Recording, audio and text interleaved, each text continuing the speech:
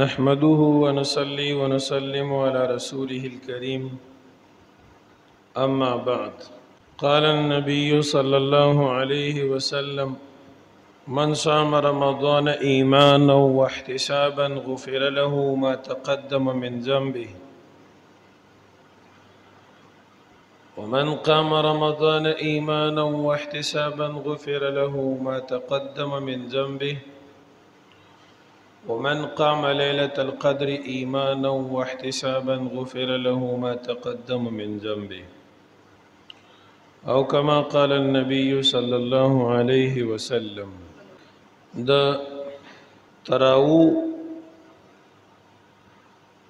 متعلق سو ضروری خبری عرض کوما. تراویح دا سنت موقت منز دے رمضان کی ماسوتن دا ادا کی اور ټول شپه د دې وخت دی تر صبح صادق پورې. بهتر دا ده چې ماسوتن مانځه پسې متصل په جمع باندې ادا شي. تراویح 20 رکعات دي. حدیث کې راغلی دي مصنف ابن ابي شيبه کی د سیدنا عبداللہ ابن عباس رضی اللہ تعالی عنہما روایت کی: صلی رسول اللہ صلی اللہ علیہ وسلم 20 رکعتا والوتر. پیغمبر علیہ السلام 20 رکعات تراویح وکړي او 3 رکعات وتر وکړل. نو په دې حدیث کې وضاحت سره د تراویح تعداد راغی د 20 رکعات دي. حافظ ابن حجر اسقلانی رحمت الله علیه تلخیص الحبیر کې لیکلی دي د دې حدیث سند جید ده. د نبی کریم صلی الله علیه وسلم په زمانہ کې دریش پی تراویح په جمعات کې په جمع باندې شوي دي، خو په هغه حدیث کې د تراویح تعداد نه دی راغلی، البته وخت راغلی دی. بډومبه شپه دونه وخت په لګاو څلورم ایسه د شپې عمره په دویمه شپه نیمه شپې پورې تراویح وکړي. په درېیمه شپه رسول الله صلی الله علیه وسلم دا صحابه چې دا به خبرېدل کوم بس کوم خبرېدو نو هغه راتلو. نو په دویمه شپه د لومبۍ شپې نه زیات خلک او په درېیمه شپه خو دومره ډېر خلک چې په جومات کې ځای نو. نبی علیه الصلاة والسلام چې د دې شوق ته او رغبت ته وکتل ناغوی اسی نه دا فرض شي و بیا برستو مسلمانانو ته سخت دی نو نه راوتلو او تاخیر یې وکړو په راوتلو کې. صحابه انتظار کو په جمعات کې. بیا رسول الله صلی الله علیه وسلم روتو او تراویح ته ودرېدو. دومره اوږدې تراویح فرمایلې چې صحابي رضی الله عنه فرمایي چې موږ نه یره شوه چې ته پښمنۍ رانه پاتې نشي. نو دغه ورځې نه وروسته بیا هر چا ځان له تراویح کولې. په مسجد نبوي شریف کې به ځان له کېدې، صحابه کرامو به کور کې کولې ځینې. د عمر فاروق رضی الله عنه دور چې راغی نو هغه د ډلې خلک صحیح که چې هر چا به خپل قاري مخکې کړی و، 5 کسه 6 کسه به ورپسې ولاړو، 3 کسه. نو هغه دا را جمع کړل او یو قاری ولا امام کو حضرت ابی ابن کعب رضی الله عنه وی تاسو به ماسوتن مانځه پسې متصل ودرېږئ او یو امام پسې به ودرېږئ او 20 رکعاته به کوئ. بیا به وتر واجب هم په جمع کوي. نو په دې باندې اجماع وشو د صحابه کرامو د دغه زمانی او د تابعین اتفاق شو، اجماع شو چې تراویح 20 رکعات دي. چام په اعتراضونه کو چیرې دا خو تا سنتونو خلاف کو تراویح خو 8 رکعات دي. اول عمر فاروق رضی الله عنه چې کوم مشوره ورکي کوم خبره ورکي هغه څومره اهمیت لري. قرآن مجید کې څومره آیتونه د هغه د مشورې موافق راغلي. الله رب العالمین هغه ملهم من الله ګرځولی و، د خپلې خبرې الهام به ورته کو، د خپلې خوښې خبره. او بیا دغه وخت کې څومره صحابه کرام موجود دي، علي بن ابي طالب، عثمان بن ابي عفان، عثمان ابن عفان او نور 10 مبشره او بدريين ډیر موجود دي رضی الله عنهم اجمعين. عائشه صدیقه رضی الله عنها ژوندۍ و. نو عمر صاحب ولی شل مقرری ولید د اته سنت معلوم نه اوس، او دا نور صحابه په اعتراض ولې نه کوي. او عائشه صدیقه رضی الله تعالی عنها خود نبی علیہ السلام بیبی دا د کور بنده ده، هغه ژوندۍ ده او تراویح نبی علیہ السلام په کور کې کړی دي. که شرط د شلو نه کمې کړې وي نو هغې ورپسې ولې سوال جواب نه را لېږل؟ په نورو ډېرو خبرو کې خو هغې سوال جوابونه را لېږلي دي. نو په دې وجه په دې کې اجماع د صحابه کرامو منعقد شوه چې تراویح 20 رکعات وي. بخاری شریف کتاب التهجد کې د عائشه صدیقه رضی الله تعالی عنها حدیث دی: ما كان رسول الله صلى الله عليه وسلم يزيد في رمضان ولا في غيره عن 11 ركعه. نبی پاک صلی الله علیه وسلم برمضان او غیر رمضان کی د 11 رکعاتو نه زیات مونږ نه کولو. 11 رکعات څنګه وای 8 رکعات باندې تهجد او 3 رکعات وتر واجب نو دا 11 رکعات مونږ. بعض خلک د دې حدیث نه استدلال کوي چې ګوره دې ځای کې 11 رکعات راغلي. نو مونږ وایو چې دا تهجد دی. تهجد جدا شی دی او تراویح جدا شی دی. په تهجد او تراویح کې فرق دی، ډیر فرق پکې دی. یو فرق دا تهجد د قرآن نه ثابت دی، تراویح د حدیث نه ثابت دی.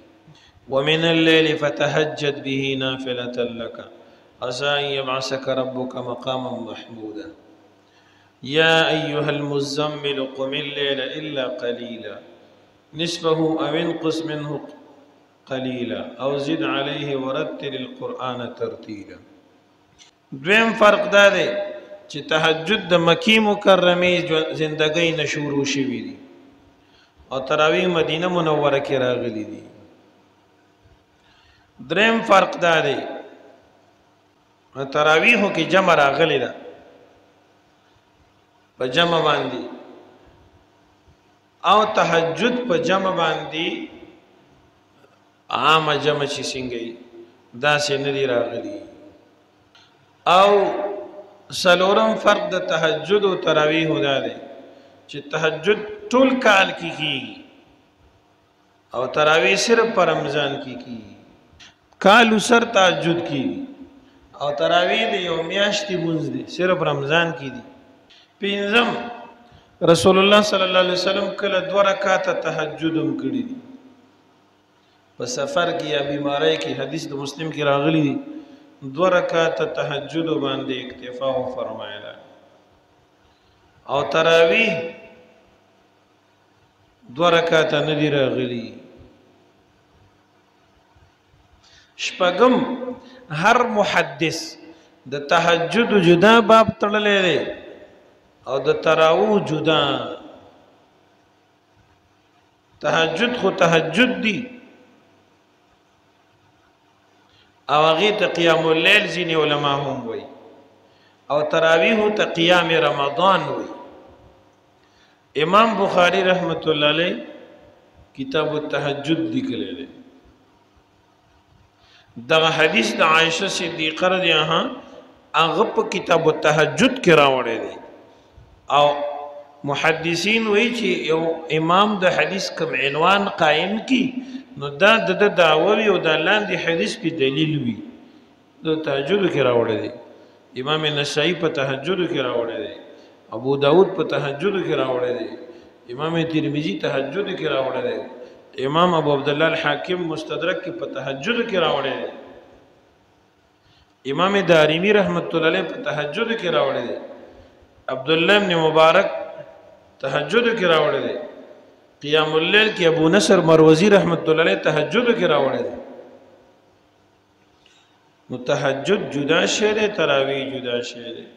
نو چې نبی علیہ الصلوۃ والسلام بارک د عائشه رضی الله عنها فرمایي چې هغه پر رمضان او غیر رمضان کې تهجد وکي اتو رکعاتو باندې اضافه نه ده کړې. نو غیر رمضان کې که تراویح شي نه کې خو تراویح شته دی نه، تراویح خو صرف په رمضان کې دي. او بل دی حدیث کې محدثین وایي چې دا عائشه بیبي د خپل علم مطابق وایي نبی علیہ الصلوۃ والسلام کله 12 رکعات هم کړي دي، هم په صحیح حدیث کې راغلي. نو تراویح سنت دي او تراویح په جمع سنت کفایه دي. په جمعات کې به خامخا یو ډله تراویح کوي په جمع باندې، کنه کوي ټوله محله په ګناهګاری. نور خلق دی بیا کور کې خیر دی کوي نو جایز دي خو ثواب به کم وي. د جمعات د جمع عمره ثواب به نه وي. نبی کریم صلی الله علیه وسلم فرمایي چا چې د رمضان تراویح وکړي د ایمان په حالت د ثواب په نیت د الله د رضا لپاره د دې انسان مخکنی ګناهونه به وبخلی شي. او روایتو کې راغلي دي چې د تراویح په یو سجده باندې الله 1500 نیکي ورکړي. او سنت په دې کې دا دي چې په جمع باندې وشي، بهتر ده دي. او که چرته کې څوک یې په کور کې نو دا هم جایز دي، خو د جمعات هغه به افضل وي. هر چې نفس تراویح دي. واما نفس التراویح فهو سنة مؤكدة على الأعيان للرجال والنساء توارثها الخلف عن السلف من لدن تاريخ رسول الله صلى الله عليه وسلم إلى يومنا هذا. نفس التراویح سنت مؤکد دی علی العین، یعنی په هر چا باندې، په سړو باندې په ښځو باندې د نبی علیہ السلام د زمانې نه واله تر نن پورې دا نه دي پرېښودل پکار. روایاتو کې راغلي ان النبي صلى الله عليه وسلم اتخذ في المسجد حجرة من حصير ليصلي فيها السنن. نبی علیہ السلام په جمعات کې ځان د پوزو یو کوډګۍ جوړ کړی و، پوزکو، او پای کې به سنت کول. وكان يخرج من الحجرة ويصلي التراويح للناس بالجماعة. د دې کوټې نه براوتو کما چې په خوا د مسجد نبوي شریف کې و او خلکو تبه تراویح کولې په جمع باندې دریش پیدا سي کړی. کله چې سلوره مشپشوا دومره ډیر خلک راغلل چې جمعات کې نه زیدل. نو نبی علیہ السلام چې د خلکو دا شوق صحیح کو کوټې ته نه وته د فرض مونږ نرستو ولم یخرج الیهم او بیا دې ترو نه وتلو. نو دې انتظار کو تر دې چې د دې خیال او چې راغی چې خو د شو جوړ نبی علیہ السلام. نو بعض صحابه کرام مره تازه کول شروع کړ. فجعل بعضهم يتنحنح ليخرج اليهم چې نبی کریم صلی الله علیه وسلم روزي او بعض وی مانځټه رسول الله صلی الله علیه وسلم دی تروتو او یې فرمایل ستاسو دا شوق مې ولیدو او دا مینه مې د مانځه سره ولیدله نو زه ویریدم چې دا په تاسو باندې فرض نشي د روجي په شانتي یا د نورو منځونو په شانتي که تاسو باندې دا فرض شو نو بیا به ګوره پوره کولای نشي فصلوا ايها الناس في بيوتكم کوي تاسو د موز اي خلکو په خپل کورونو کې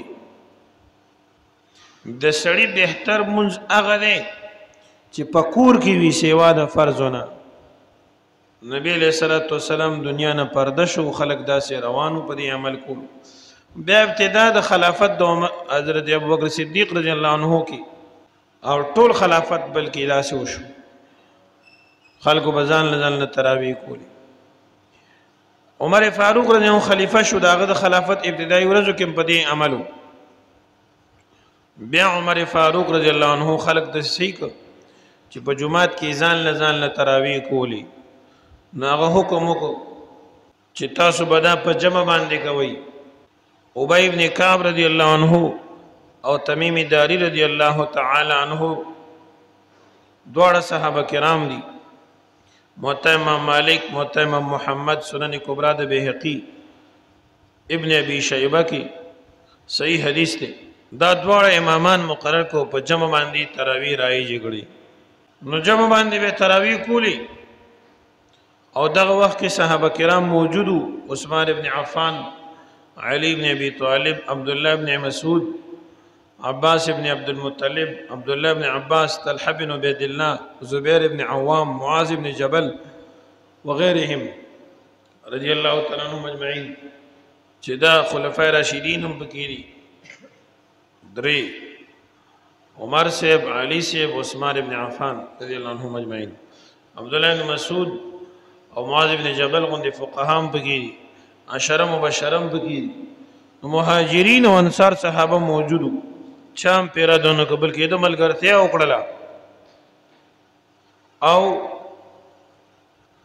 اتفاق وسره وکړو او پابندي شروع کړه د دې تر دې چې امام ابن الجوزی رحمت الله علیه لیکلی دي چې حضرت علي ابن ابي طالب رضی الله عنه کله خلیفہ شو او د خلکو د تراویح جماعت به صحیح کو حضرت عمر صاحب ته دعا وکړه وی نور الله مضجع عمر کما نور مساجدنا خدای دې د عمر فاروق قبر رڼا کی لکه څنګه چې زموږ جمعتونو کې رڼا راوسته خلک یې را یوځای کړه په جمع کړه او تراویح په جمع باندې پاغي باندې شروع کړه او نبی علیہ الصلوۃ والسلام فرمای علیکم بسنتی وسنت الخلفاء الراشدین المهدیین من بعد تاسو باندې زما سنت لازم دي او سنت د خلفای راشدین دي بیا تراویح به دو رکعات تړي څلور رکعات چې کله وشي دې ته ترویح وي ترویح د راحت نه دي صحابه کرامو وګدي تراویح کولی نو هغه به څلور رکعات رستو لګه دمه کوله راحت نو ځکه به دې ته ترویح ویلا نو لس سلامونه دي او پنځه ترویحي دي امام او مقتدیان ټول با په پوره طریقه مونږ کوي په تراو کې سبحانك اللهم بوي او دغه شانتي سنت طریقه دا چې هر څلور رکعات رستو لک شانتي کینی او په دغه انتظار کې دې اختیار دی که سبحان الله وي لا اله الا الله وي که تلاوت کوي کوم کار چې کوي